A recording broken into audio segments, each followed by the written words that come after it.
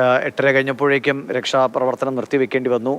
രക്ഷാദൗത്യത്തിൽപ്പെട്ടവർ നിങ്ങൾ നിൽക്കുന്ന സ്ഥലത്തേക്ക് വന്നോ? കൂടുതൽ എന്തെങ്കിലും വിവരങ്ങൾ ഏറ്റവും ഒടുവിലായി ഇവിടം വരെ എത്തി രക്ഷാപ്രവർത്തനം എന്ന കാര്യങ്ങൾ അവർ പറയുന്നുണ്ടോ? നാളെ പുലർച്ചെ രക്ഷാപ്രവർത്തനം ആരംഭിക്കാൻ പറ്റുന്ന സാഹചര്യമാണോ? ഇപ്പോഴും മഴ തുടരുകയാണോ? മഴ ശക്തിയായി തന്നെ ഇവിടെ തുടരുന്നുണ്ട് ഇപ്പോഴും. അതിനാലാണ് ഇപ്പോൾ രക്ഷാപ്രവർത്തനം നേരത്തെ നിർത്തേണ്ടി വന്നത്. ഏതായാലും നാളെ കൂടുതൽ സംവിധാനങ്ങളോടുകൂടി ഈ രക്ഷാപ്രവർത്തനം തുടരും എന്നുള്ള ഒരു കാര്യമാണ് സ്ഥലം MLA ഉൾപ്പെടെ പറയുന്നത്. ഏതായാലും അദ്ദേഹം ഇപ്പോഴാണ് സ്ഥലം MLA ഇവിടെ നിന്ന് മടങ്ങിയത്. അദ്ദേഹത്തിന്റെ ഒരു പ്രതികരണം നമുക്ക് ലഭ്യമായിട്ടുണ്ട്. ഏതായാലും അക്കാര്യത്തിൽ കൂടുതൽ പ്രതികരണത്തെ നമുക്ക് ലഭ്യമാക്കാം. ഏതായാലും അദ്ദേഹം പറയുന്നതനുസരിച്ച് ഈ രക്ഷാപ്രവർത്തനം നാളെ കൂടുതൽ വിപുലമായ സംവിധാനങ്ങളോടുകൂടി നടത്തും എന്നുള്ളൊരു കാര്യമാണ് അദ്ദേഹം പറയുന്നത്.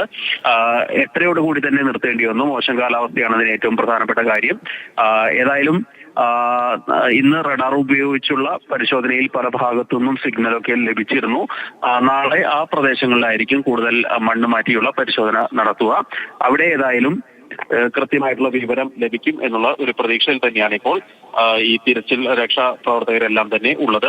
NDRFന്റെയും അതുപോലെ തന്നെ SDRFന്റെയും അഗ്നിശമന സേനയുടെയൊക്കെ വിപുലമായിട്ടുള്ള സംവിധാനം ഏതായാലും നാളെ കൂടുതൽ ഉണ്ടാകും. നാളെ കൂടുതൽ സേനാംഗങ്ങൾ ആരെങ്കിലും എത്തുന്നുണ്ടോ ശ്രീധര? അതോ നിലവിലുള്ള സംവിധാനത്തിൽ തന്നെയാണോ മുന്നോട്ട് പോക്ക്?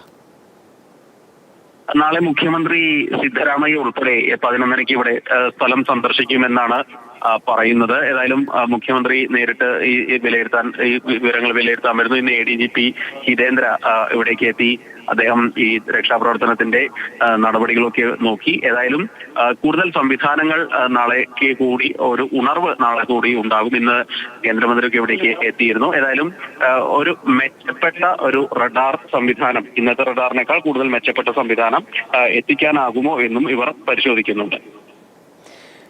ഇപ്പോൾ ഏറ്റവും ഒടുവിലായി ഈ അർജുൻ്റെ ബന്ധുക്കളോ അല്ലെങ്കിൽ ലോറി ഉടമയൊക്കെ അവരെ എന്തെങ്കിലും കൂടുതലായി സംസാരിച്ചിട്ടുണ്ടോ? അവർക്കൊരു ആശ്വാസം നൽകുന്ന ഒരു സമീപനമാണോ ഇപ്പോൾ കർണാടകയുടെ പോലീസ് ഉദ്യോഗസ്ഥരുടെ ഭാഗത്തു നിന്നായാലും മറ്റുള്ളവരുടെ ഈ രാഷ്ട്രീയ നേതാക്കളൊക്കെ ഇവരോട് എന്തെങ്കിലും സംസാരിക്കുന്നുണ്ടായോ? തീർച്ചയായും അവർക്ക് മുഴുവൻ പിന്തുണയും നൽകിക്കൊണ്ട് തന്നെയാണ് ഈ രാഷ്ട്രീയ നേതാക്കളെല്ലാം അവരോട് സംസാരിക്കുന്നത്. ഏതായാലും ഇതുവരെ ഉണ്ടായിട്ടുള്ള ഒരു പ്രശ്നങ്ങളൊന്നും ഇനി ഉണ്ടാവില്ല, ആവർത്തിക്കില്ല എന്നുള്ള ഉറപ്പുകൂടി ഈ MLA ഉൾപ്പെടെയുള്ളവർ നൽകുന്നുണ്ട്. MLA നാളെ മുഴുവൻ ഈ സ്ഥലത്ത് ക്യാമ്പ് ചെയ്യും എന്ന് അറിയിച്ചിട്ടുമുണ്ട്. നാളെ മുഖ്യമന്ത്രി കൂടി വരുന്ന ഒരു പശ്ചാത്തലത്തിൽ കൂടിയാകണം MLAയുടെ ഈ ഫുൾ ആയിട്ടുള്ള ഊർജ്ജസ്വലമായിട്ടുള്ള ഇടപെടൽ ഉണ്ടാകുന്നത്. ശരി, ശ്രീധരനാണ് വിവരങ്ങൾ നൽകിയത്. ഇന്ന് 8:30 കഴിഞ്ഞപ്പോഴേക്കും പ്രതികൂലമായ കാലാവസ്ഥയെ തുടർന്ന് രക്ഷാദൗത്യം അവസാനിപ്പിക്കേണ്ടി വന്നു. നാളെ അതിരാവിലെ തന്നെ രക്ഷാദൗത്യം തുടങ്ങാൻ കഴിയും. കൂടുതൽ സംവിധാനങ്ങൾ ഉപയോഗിക്കുമെന്ന് തന്നെയാണ് ഇപ്പോൾ അവിടുത്തെ അധികൃതരുമൊക്കെ വ്യക്തമാക്കുന്നത്. പ്രതീക്ഷയോടെ കാത്തിരിക്കുക എന്നത് മാത്രമാണ് ഇപ്പോൾ നമുക്കൊക്കെ മുന്നിലുള്ള വഴി.